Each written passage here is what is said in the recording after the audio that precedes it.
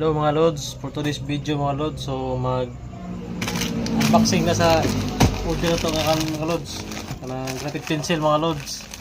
So mga lods, nabot na mga lods. So ato nang buksan mga lods. Error may nabot mga lods, gabi na mga lods.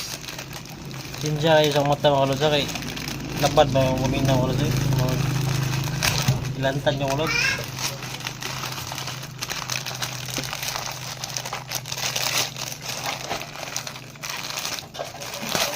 Okay mga kalods, oh.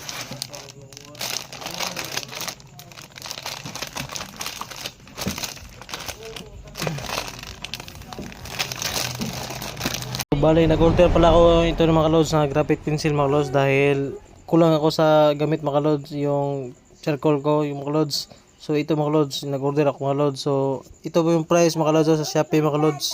Mga kalods, yung price niya mga kalods, na gilid mga kalods. So, hindi naman mataas yung price niya mga lods. So okay lang yung mga lods, madadala lang mga lods. So order na mga lods.